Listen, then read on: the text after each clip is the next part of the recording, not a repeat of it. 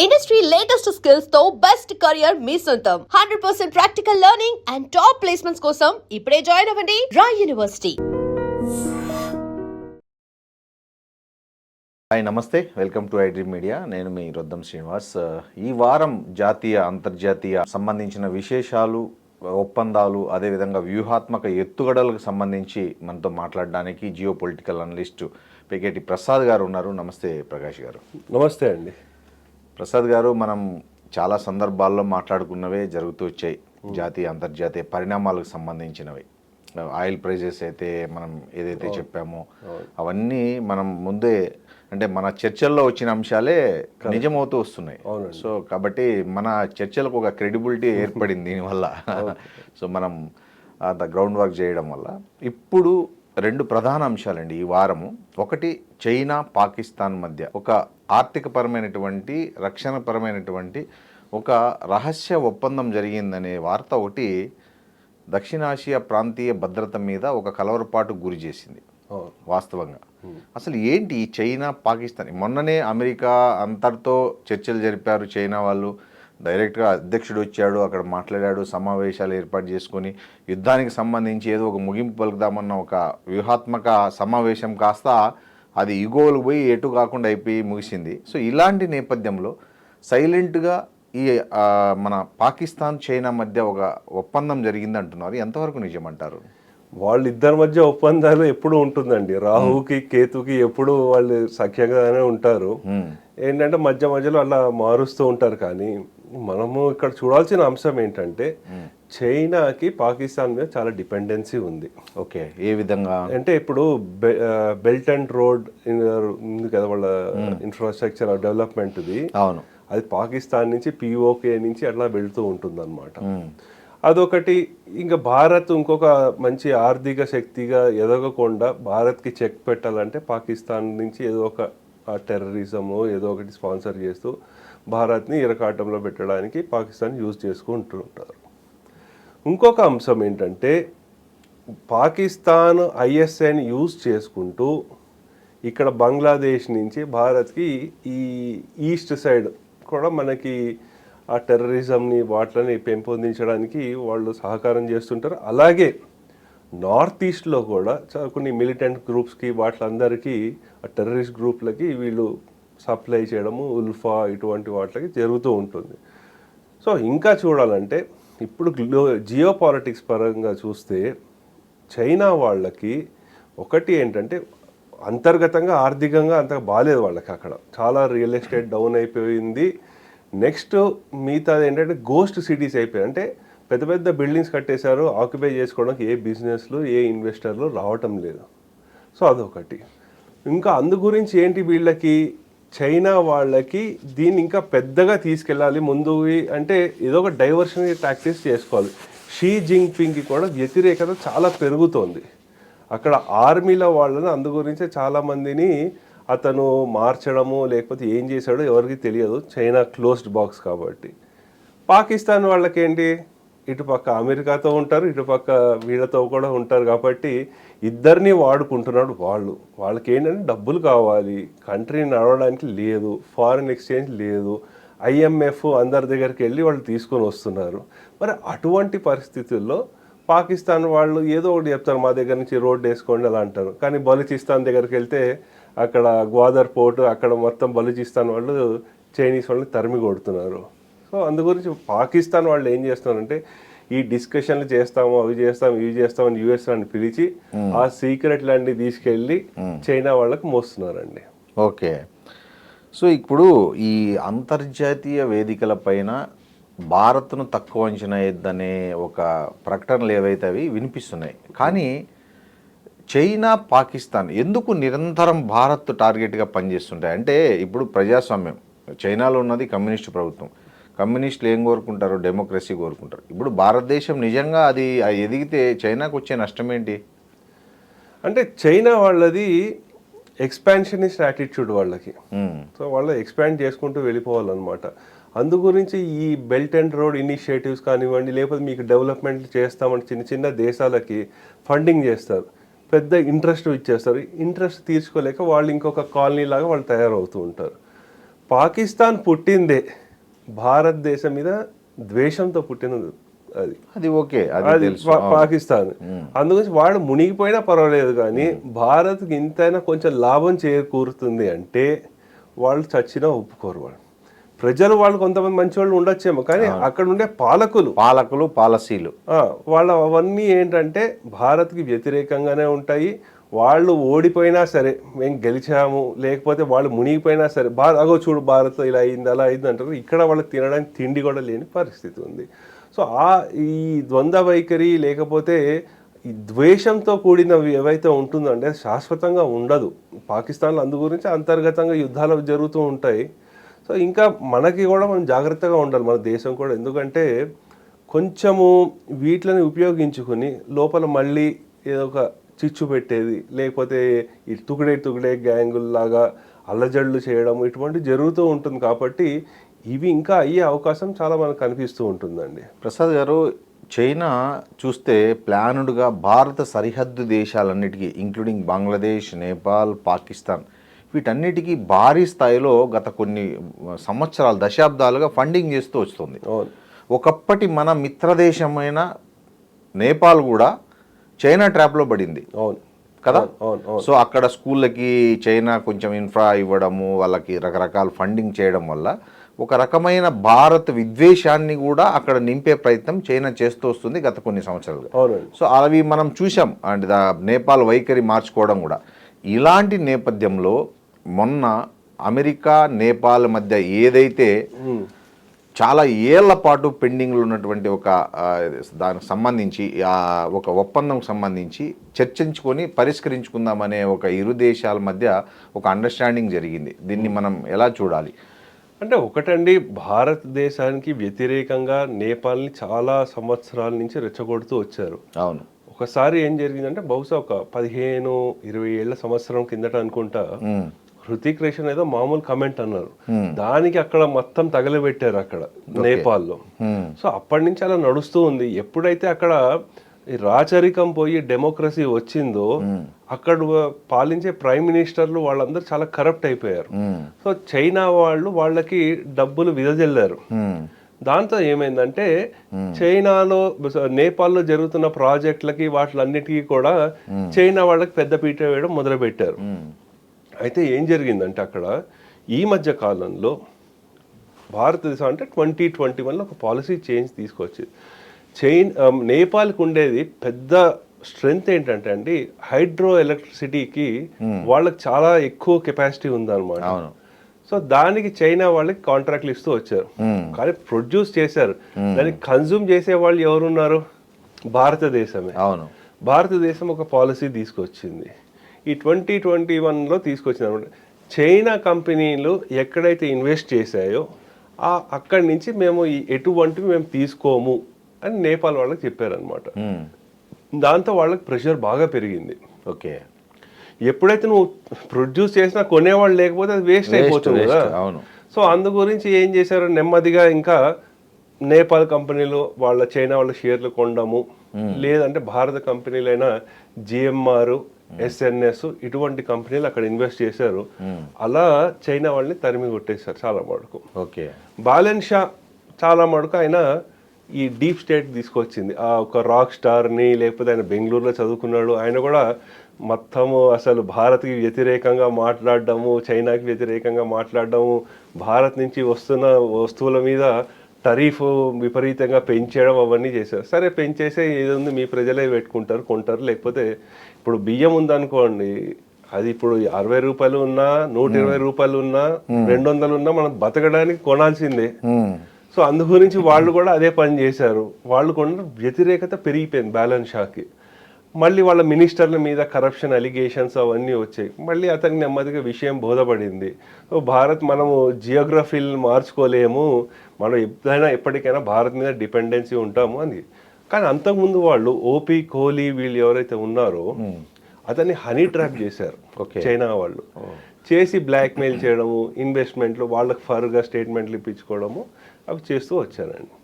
ఇప్పుడు ఏదైతే సరిహద్దు వివాదం ఉందో భారత్ నేపాల్ మధ్య, దానికి సంబంధించి ఒక కీలక ముందడుగు పడింది. అంటే ఈ కాలాపాని, లిపు లేకు, లింపియా దూరాల ఆ ప్రాంతాల మధ్య ఉన్నటువంటి ఈ సమస్యను చర్చల ద్వారా పరిష్కరించుకుందాం అనేది ఒక ఒప్పందం. అవును. దీంట్లో ఈ ఒప్పందం వరకు ఓకే ఉంది, కానీ దీంట్లో మళ్ళీ అమెరికాను చైనాను ఇంక్లూడ్ చేశారు. అవును. సో దీంట్లో చైనా జోక్యం ఏంది, చైనా అమెరికా జోక్యం ఎందుకు, ఇక్కడ ఆ రెండు దేశాల పెత్తనం ఎందుకు అవసరమైంది అనేది చాలా మందికి అర్థం కావట్లేదు. అంటే చైనా కంటే ఎక్కువ అమెరికా, అవును, యూకే. ఎందుకంటే అప్పుడు యూకే వాళ్ళు డిసైడ్ చేశారు, ఈ మ్యాప్ను వాళ్ళు గీశారు కాబట్టి వాళ్ళని ఇన్వాల్వ్ చేస్తాము అంటారు. ఇవన్నీ ఏంటంటే అండి జస్ట్ రెచ్చగొట్టే వ్యాఖ్యలే తప్ప నిజంగా అవి మెటీరియలైజ్ అవుతుందంటే అవ్వవండి. అవి వేరేది ఉంటుంది, వాళ్ళకి కావాల్సింది ఏదో ఒకటి ఉంటుంది, మన వాళ్ళు ఏదో ఒకటి బ్యాక్ ఎండ్ నుంచి మేనేజ్ చేసుకుంటూ వస్తూ ఉంటారు. ఎందుకంటే మీరు వాణిజ్య పరంగానే చూడకండి, భౌగోళికంగాను అలాగే మనకి సంస్కృత పరంగా కానీ మనకి చాలా క్లోజ్ రిలేషన్ ఉంది. మనకు తమిళ్ లాంటి వాడు ఎగ్జాక్ట్లీ. నేపాలీస్ వస్తే ఎవరు విదేశీయులకు చూడరు మన ఇండియాలో. మనకు హైదరాబాద్ లో సగం నేపాలీలే ఉన్నారు చాలా అపార్ట్మెంట్లలో. అంటే గూర్ఖా రెజిమెంట్ కూడా చాలా స్ట్రాంగ్ మనకి. సో అందు గురించి వాళ్ళకి ఇండియన్ పౌరసత్వం ఇచ్చేసారండి. ఇండియాలో చాలా మంది నేపాలీస్ కి, గుర్ఖాలుగా వచ్చిన ఫ్యామిలీస్, ఇక్కడ సెటిల్ అయిన ఫ్యామిలీస్ కి చాలా మంది వాళ్ళు ఇప్పుడు భారతీయ పౌరసత్వంతో ఉన్నారు హాయిగా. వాళ్ళ ఆధార్ కార్డులు, రేషన్ కార్డులు, ఇల్లు, ఆల్ గవర్నమెంట్ స్కీమ్స్ అన్ని వాళ్ళు తీసేసుకుంటున్నారు. సో అందు గురించి ఇంకొక స్పెక్యులేషన్ ఏమొస్తుందంటే నేపాల్ రాజు ఎవరైతే ఉన్నారో ఈ డెమోక్రసీ వ్యవస్థ పనిచేయట్లేదు కాబట్టి వారిని మళ్ళీ తీసుకొద్దాము అని ఒక యోచనలో కూడా నడుస్తుంది.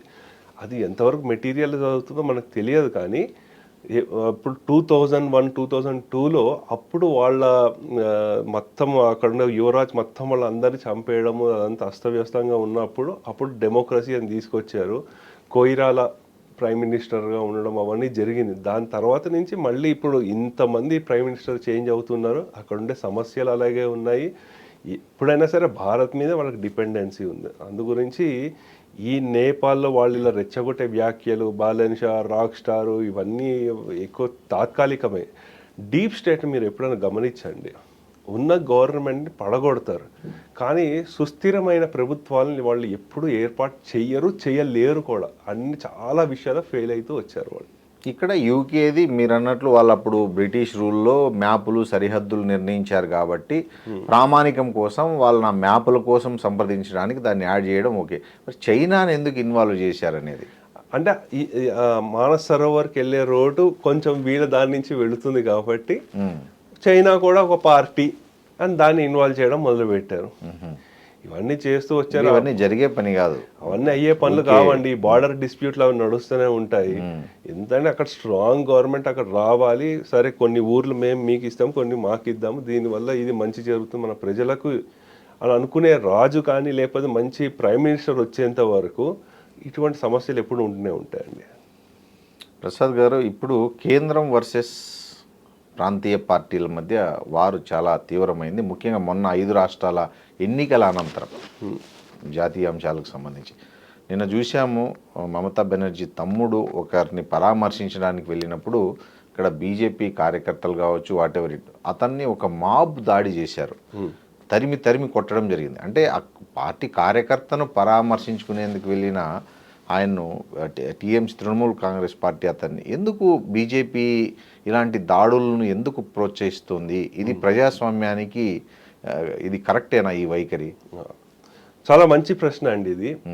మొదటిగా మీరు అడిగారు ఇప్పుడు రీజనల్ పార్టీస్కి ఏమవుతుంది ఇప్పుడు అంటే, మీరు ఇక్కడ చూసుకుంటే మొదటిగా రీజనల్ పార్టీస్ డిఎంకే ఓడిపోయింది, అవును, తృణమూల్ ఓడిపోయింది, చాలా స్ట్రాంగ్ సపోర్టర్స్ ఆఫ్ ఐఎన్డిఏ అలయన్స్ వాళ్ళు ఓడిపోయారు. కాంగ్రెస్ వాళ్ళు అసలు డిఎంకేని కూడా అసలు ఏం మాట్లాడకుండా వెళ్ళి జోసెఫ్ విజయ్తో కలిసిపోయినారు. అవును.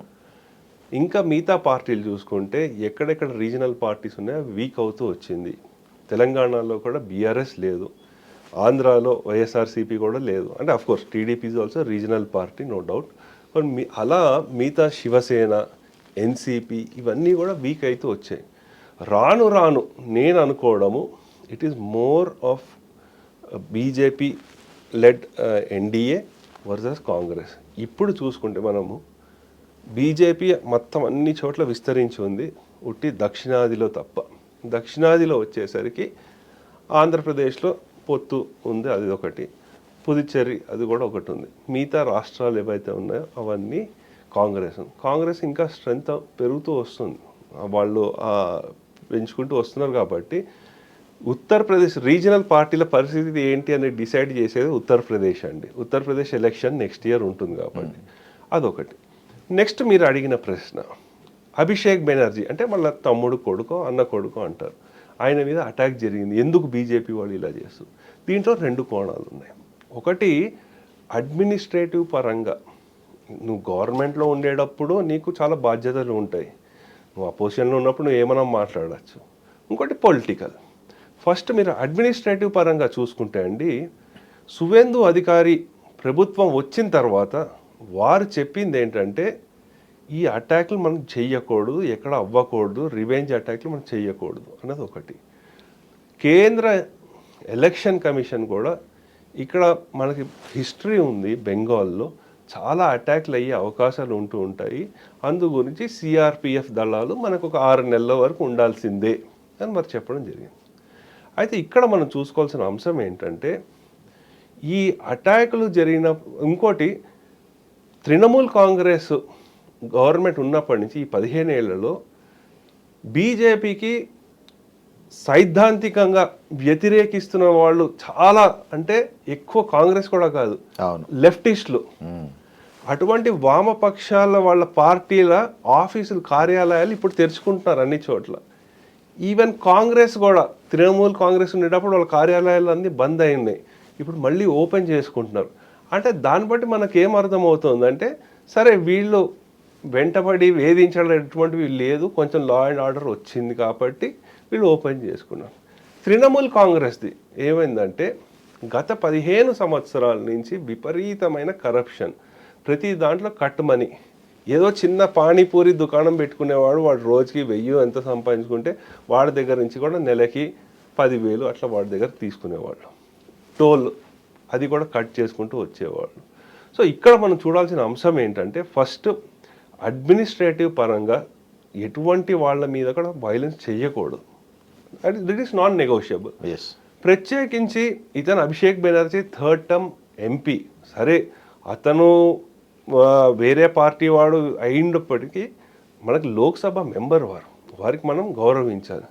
కానీ అభిషేక్ బెనర్జీ చేసిన వ్యాఖ్యలు ఎలా ఉన్నాయి? ఆయన డైరెక్ట్ హోమ్ మినిస్టర్, కేంద్ర హోమ్ మినిస్టర్ని డైరెక్ట్గా 4th మే ఇక్కడ రా, నువ్వు ఎక్కడ తల దాచుకుంటావో నేను చూస్తా అన్నాడు. మరి అంతా రెచ్చగొట్టే వ్యాఖ్యలు అతను చాలా చేశాడు. సో తృణమూల్ కాంగ్రెస్ వాళ్ళు బీజేపీ వాళ్ళ మీద ఒక అటాకులు బాగా చేశారు. 2021 ఎలక్షన్స్ తర్వాత చాలామంది బీజేపీ కార్యకర్తలు చనిపోయారు. అయితే అప్పుడు అడిగితే మహువా మొయిత్రా ఎవరైతే ఉన్నారో వాళ్ళ ఎంపీ అడిగితే ఏంటి ఇలా జరిగిందంటే, మాది విప్లవ దేశం అండి, నక్సలిజం ఇలాగే ఉంటుంది, మాది ఫ్రీడమ్ ఫైట్లు అప్పుడు కూడా మా వాళ్ళు ఇలాగే తిరగబడ్డారు, అందరు అలాగే పెడుతుంటారు, ఇది పార్టీలకు అతీతము, తృణమూల్ బీజేపీ సిపిఎం ఎవరు వచ్చినా సరే ఇలాగే ఉంటుందని ఆవిడ జస్టిఫికేషన్ చేశారు. ఇప్పుడు ఆయన మీద అటాక్ జరిగింది. యాక్చువల్లీ అక్కడ ఏమవుతుందంటే, బెంగాల్లో ఒక సాంగ్ చాలా పాపులర్ అవుతుందండి, చోర్ చోర్ బైపా చోర్ అని, ఇటువంటిది సాంగ్ చాలా, అంటే ఈవెన్ డీజే సాంగ్లు అవన్నీ పాపులర్ అవుతుంది. ఎక్కడైతే తృణమూల్ వాళ్ళు వెళ్తున్నారో వాళ్ళకి వ్యతిరేకత ఎంత పెరిగిపోయింది, ఎవరు వాళ్ళు వెళ్తుంటే చోర్ చోర్ అన్నాం, ఇతను ఏదో ఫింగర్ చూపించాడు అలా అంటున్న వాళ్ళకి, దాంతో ఇంకా రెచ్చిపోయారు వాళ్ళు, స్టోన్స్ అవి విసిరారు, గుడ్లు విసిరారు. సరే ఇతన్ని కాపాడడానికి పోలీసులు హెల్మెట్ అవి ఇచ్చి అతన్ని తీసుకెళ్లే ప్రయత్నం చేశారు. సో జరిగిన విషయం అది. అయితే మనకి ఏంటంటే చూడాల్సిన అంశం ఇక్కడ, ఇది అడ్మినిస్ట్రేటర్ పరంగా జరుగుతుంది, ఇంకా దర్యాప్తు జరిగింది. ఇప్పటివరకు 5గురిని అరెస్ట్ చేశారు. వీళ్ళందరూ అక్కడ లోకల్ తృణమూల్ కాంగ్రెస్ లీడర్కి చాలా క్లోజ్ అనేది ఇప్పటివరకు దర్యాప్తులో తేలిందని. పొలిటికల్ పరంగా చూసుకోవాల్సిన అంశం ఏంటంటే అండి, పాలిటిక్స్లో మమతా బెనర్జీ గారి హిస్టరీ చూసుకోవాలి మనం. అంటే 77, 78, 80 అక్కడి నుంచి ఆవిడ ఒక రెబల్ స్ట్రీట్ ఫైటర్గా వచ్చారు. ఆవిడ వచ్చి అటాక్ చేయడము, అంటే లెఫ్టిస్టులు చాలామందికి ఆవిడ నెత్తి మీద కొట్టడము, ఆవిడ స్కల్ ఫ్రాక్చర్ అవడం, ఇటువంటివి చాలా జరిగింది 1990లో. అక్కడి నుంచి ఫైట్ చేసుకుంటూ వచ్చారు.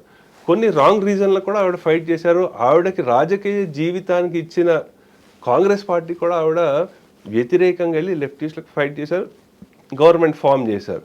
కానీ అదే అంటే ఆ ప్రకారంగా ఆవిడ విక్టిమ్ కార్డ్ ఒకటి ప్లే చేస్తూ నెక్స్ట్ ఆవిడకంటూ ఒక బేస్ ఆవిడ డెవలప్ చేసుకుంది. అభిషేక్ బెనర్జీ ఆల్మోస్ట్ అదే డెవలప్ చేద్దామనే ప్రయత్నంలో ఉన్నాడు. కానీ అభిషేక్ బెనర్జీకి విపరీతమైన అపోజిషన్ ఉన్నది విత్ ఇన్ ద పార్టీ. ఇప్పుడు సువేందు అధికారినే అభిషేక్ బెనర్జీని పైకి తీసుకొస్తున్నందుకు తట్టుకోలేక, అతనికి అసలు ఏం యోగ్యత ఉంది, ఎక్కడ ఫైట్ చేశాడని ఇది తట్టుకోలేక మళ్ళీ వీళ్ళు డైనాసిటీ పాలిటిక్స్ తీసుకొస్తున్నారని చెప్పి బీజేపీలో జాయిన్ అయ్యి 5 ఏళ్ళు మొత్తం ఆయన మీద రాళ్ళు, ఈవెన్ జేపీ నడ్డా గారు అప్పుడు బీజేపీ ప్రెసిడెంట్గా ఉన్నప్పుడు ఆయన వాటిల మీద రాళ్ల వర్షం కురిపించారు కదా. సో అందు గురించి ఏంటంటే ఇదొకటి. నెక్స్ట్ ఇంకోటి ఏంటంటే అక్కడ తృణమూల్ కాంగ్రెస్ చాలా మటుకు స్ప్లిట్ అయ్యే ఉంది. ఆవిడ లెజిస్లేటివ్ అసెంబ్లీ వాళ్ళని పిలిస్తే కూడా అక్కడ 40 మంది కూడా రావట్లేదు, వాళ్ళకి 85 ఎంతో స్ట్రెంగ్త్ ఉంది.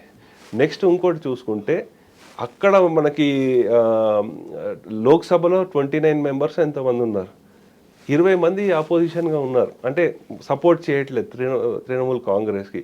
వాటిలన్నిటికీ ఒక డైవర్షనరీ టాక్టిక్గా చూడదు. ఎందుకంటే కళ్యాణ్ బెనర్జీ మీద కూడా అటాక్ జరిగింది, అవి జరిగింది, ఇవి జరిగింది, మొత్తం వీడియో క్లియర్గా వచ్చింది. ఆయనకు అసలు ఏమీ అవ్వలేదు, సార్ నా నెత్తి మీద అటాక్ జరిగింది, ఇలా జరిగింది.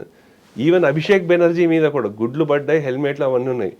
ఎన్ని ప్రాథమిక చికిత్సా కేంద్రాల్లో తీసుకెళ్ళినా సరే ఈయనకు స్వల్పంగానే ఉన్నాయి, పెద్ద హాస్పిటల్ అవంతా లైఫ్ థ్రెటనింగ్ ఏం కాదని చెప్పి ఫస్ట్ ఎయిడ్ ట్రీట్మెంట్ ఇచ్చేసి రిలీజ్ చేశారు.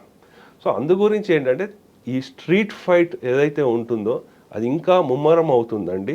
సో ఎందుకంటే మన యుఎస్ అంబాసిడర్ అతను సర్జియో గోరో అతను వచ్చాడు కదా, ఇప్పుడు మార్క్ రూబియో వచ్చాడు కదా, ఆయన వచ్చినప్పుడు కూడా మమతా బెనర్జీ కొంచెం మెసేజ్ పాస్ చేశాడు. అంటే అక్కడ ఏవైతే ఉందో ఈ డైమండ్ హార్బర్ పోర్ట్ ఏదైతే ఉందండి అది డ్రగ్స్కి, అంటే నార్త్ ఈస్ట్ నుంచి లేకపోతే బంగ్లాదేశ్ నుంచి ఈ ప్రాంతాల నుంచి వస్తున్న డ్రగ్స్ మాఫియాకి వాటిలన్నిటికీ ఒక హబ్ లాగా అయింది. అది హ్యూమన్ ట్రాఫికింగ్ అవన్నీ వీళ్ళు ఏం పెద్దగా పట్టించుకోకుండా వదిలిపెట్టారు. ఇప్పుడు దాన్ని కొంచెం లూజ్ చేశారు. అట్లాగే ఈయన రావడము, అక్కడ మిషనరీస్ ఏవైతే ఉన్నాయో వాటికి ఫారిన్ ఫండింగ్ ఇవ్వకూడదు అని ఆంక్షలు పెట్టారు. ఈయన వెళ్ళి అక్కడ మళ్ళీ ఏదో ఒకటి మాట్లాడడం, ఇది బ్యాక్ అండ్ కాన్స్పిరసీ ఇంకా నడుస్తోంది అని ఉన్నది. అందు గురించి ఇది పొలిటికల్లీ అడ్మినిస్ట్రేటివ్ పరంగా చాలా ఉన్నాయండి. ఇంకా మనం చూడబోతున్నాం. Next take it from writing, ఈ రోజు 1 జూన్ నేను చెప్తున్నా, నెక్స్ట్ 3 to 4 monthsలో ఇంకా ఎక్కువ మనం చూడబోతున్నాం. ఇటువంటి దాడులు కాదు, అంటే విక్టిమ్ కార్డ్ ప్లే చేయడము, లేకపోతే ఈ తుగిడే ఏవైతే ఉన్నాయి జరుగుతున్నాయి చూడండి, అవి ఎక్కువ జరుగుతూ ఉంటాయి. సో దానికి తోడు మనము కొంచెం ఈ డిస్టర్బెన్సెస్ మాత్రం చాలా చూడబోతామండి. అది మాత్రం కాక్రోచ్ జనతా పార్టీ మీద కూడా కేంద్రము నిరంకుశ వైఖరి అవలంబిస్తుంది. వాటి సోషల్ మీడియా ఖాతాలన్నింటినీ ఎక్కడికక్కడ రిస్ట్రిక్ట్ చేస్తుంది, వాళ్ళ మీద ఒక బ్యాడ్ క్యాంపెయిన్ చేస్తుంది. వాళ్ళు ఏదో పాకిస్తాను తర్వాత ఇట్లాంటి చైనా వీళ్ళ దీంట్లో ఉన్నారు, ట్రాప్లో ఉన్నవి అని ఒక ఫాల్స్ ప్రాపగండా చేస్తుందనేది కాక్రోచ్ జనతా పార్టీ. అసలు దాన్ని ఎలా చూడాలి మనం? భారతదేశంలో రాబోతున్న జంజీ ఉద్యమానికి కాక్రోచ్ జనతా పార్టీ ఒక అంకురార్పణగా చూడాలన్నా ఎట్లా చూడాలంటారు? భారతదేశంలో జంజీ ఎప్పటి నుంచో ఉన్నారండి. జంజీ ఉన్నారు. నేననేది నేపాల్ తరహాలో ఒక ఉద్యమం, బంగ్లాదేశ్ తరహాలో ఒక జంజీ ఉద్యమం భారతదేశంలో కూడా రాబోతుందా అనే దానికి కాక్రోచ్ జనతా పార్టీ అది ఎస్టాబ్లిష్ చేసిన ఒక 2-3 డేస్లోనే కొన్ని లక్షల మంది దాన్ని యాక్సెప్ట్ చేయడం. అంటే కొంచెం మనకి టెక్నాలజీ కొంచెం బాగా తెలిసిన వాళ్ళు ఉంటే దాన్ని ఈజీగా చెప్పేయచ్చు. అది ఎక్కడి నుంచి ఎంతమంది ఉన్నారు చూపించారు కదా, వాళ్ళు చూపించారు, దీన్ని కూడా చూపించారు కదా. సో వీళ్ళు చూపించింది క్రెడిబిలిటీ లేని, వాళ్ళు చూపించింది డైరెక్ట్ ఇన్స్టాగ్రామ్. దాంట్లో కూడా ఈజీగా టెక్నాలజీ తెలిస్తే, HTML ఎవరికైనా తెలిస్తే ఈజీగా దాన్ని ఎలా చేంజ్ చేయొచ్చు, దాన్ని అలాగే ఎలాగా ఉంచచ్చు అనేది కూడా ఈజీగా చేయొచ్చు. ఎందుకంటే ఈరోజు ఆర్టిఫిషియల్ ఇంటెలిజెన్స్ దాంట్లో మనం దేన్ని డైరెక్ట్గా నమ్మలేము. మీకు ప్రత్యక్షంగా ఇన్స్టాగ్రామ్ వాళ్ళు ఇస్తే అదే అథాంటిక్ సోర్స్. ఎందుకంటే దానికి మించి అయితే మనం ఏది చెప్పలేము. మొన్ననే ఇంకొక ప్రైవేట్ ఛానల్ వాళ్ళు చూపించారు, ఏదో అమెరికాలో ఒక పర్టికులర్ ప్లేస్ ఉంది, దాని పాపులేషనే ఉండేది 1.3 lakhs, కానీ అక్కడి నుంచి వీళ్ళకి 8 lakhs ఎలా వచ్చారు అని. సో దాని మీద క్రెడిబిలిటీ ఇష్యూలు అయితే ఉన్నాయి. సో ఎందుకంటే దీన్ని నేపాల్, బంగ్లాదేశ్, ఈవెన్ శ్రీలంక, ఈవెన్ మనకి వస్తున్న రిపోర్ట్లు ఏంటంటే తమిళనాడులో టీవీకే రావడానికి కూడా ఈ ఇన్స్టాగ్రామే ముఖ్య కారణం అని చెప్తున్నారు. అయితే మనం ఇక్కడ చూడాల్సిన అంశాలు ఏంటంటే అండి, ఇటువంటి కుట్రలు ఎప్పుడు జరుగుతూనే ఉంటాయి. ఇటువంటివి ఎప్పుడూ మనకి ఏంటంటే ఏదో ఒక విధంగా అటాకులు చేయడము ఇటువంటివి అవుతూనే ఉన్నాయి. భారతదేశానికి ఇదేం కొత్త ఏం కాదు. ఈవెన్ ఇందిరాగాంధీ గారి హయాంలో కూడా చాలా వరకు వెస్టర్న్ పవర్స్ కాన్స్పిరసీ చేశారని, లేకపోతే జయప్రకాష్ నారాయణ గారు, విపి సింగ్ గారు, నరసింహారావు గారు, వాజ్పేయి గారు, ప్రతి ఒక్కరి హయాంలో ఎప్పుడైతే మీకు స్టేబుల్ గవర్నమెంట్ ఉంటుందో అటాక్ భారత్ని వీక్ చేయడానికి జరుగుతూ ఉంటుంది. కానీ ఎలా వర్క్ చేస్తుందంటే ఏదో ఒక చిన్న ఫాల్ట్ లైన్ ఉంటుంది. ఇప్పుడు సపోజ్ బంగ్లాదేశ్ ఉంది, కరప్షన్, దాన్ని ఇంకా విపరీతంగా చూపించడం. అంటే అటువంటిది భారతదేశంలో ఇప్పటి వరకు అటువంటి అవకాశాలు ఏం రాలేదు వాళ్ళకి. ఇప్పుడు మనకు ఫార్మర్ ఎజిటేషన్స్ లేకపోతే ఇంకోటి ఆ సిఏఏ ఇవన్నీ జరిగినా సరే ఇక్కడున్న ప్రభుత్వము దాని నుంచి గుణపాఠాలు నేర్చుకుంటూ ముందుకు వెళ్తోంది. కోర్స్ ఇది వాళ్ళు చేసిన నెరేటివ్. కానీ కొన్ని ఇష్యూలు ఏవైతే లేవనెత్తారో అవి ఇంపార్టెంట్ ఇష్యూ. అవి ఏ ప్రభుత్వమైనా ఎక్నాలెడ్జ్ చేసి దానికి యాక్షన్ తీసుకోవాలి, కరెక్టివ్ స్టెప్స్ తీసుకోవడం చాలా ఇంపార్టెంట్.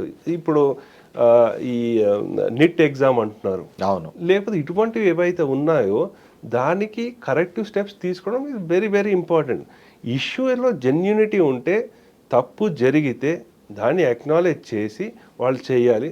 అది కూడా అది ఒకటి. నెక్స్ట్ ఇంకోటి ఏంటంటే రాజకీయ నాయకులు కూడా మనకి ఎవరో చెప్పారు కాబట్టి నేను కళ్ళు మూసుకుని అదే బ్లైండ్గా చేస్తామని కాకుండా ప్రజల్లోకి వెళ్ళి ఏంటి వాళ్ళ సమస్యలు తెలుసుకొని అక్నాలెడ్జ్ చేసి 10 సమస్యలు చేస్తే 2 సమస్యలైనా వాళ్ళు దాన్ని రిజాల్వ్ చేస్తే వాళ్ళ మీద నమ్మకం ఏర్పడుతుంది. లేకపోతే యువతలో అంటే ఇంకా ఆవేదన ఏంటంటే ఎటన్నా తప్పుదారులు వెళ్ళే అవకాశం ఉంటుందండి. సో అందు గురించి ఇది ఒక మంచి వేకప్ కాల్గా చూడాలి, కానీ ఇదేదో మనకి ఇక్కడ గవర్నమెంట్ని పడగొట్టేస్తుంది, చేంజ్ చేస్తుంది అని మాత్రం నేను చూడండి. థ్యాంక్ యూ ప్రసాద్ గారు. ఓకే, నమస్తే. Subscribe iDream. And please subscribe to iDream. For more videos, subscribe to iDream. Please like, share and subscribe to the channel. Congratulations, iDream. Subscribe to iDream. Subscribe to iDream. So subscribe to iDream Media. iDream team అందరికి huge congratulations. Please subscribe iDream Media. Please subscribe to iDream. Subscribe iDream. Please subscribe to iDream. iDream అంటే నా కళల ఛానల్ను subscribe చేసుకున్న నోరు తిరుగుతలేదు, మీరైతే గంట గుర్తు కొట్టండి. For more such videos, please subscribe to iDream.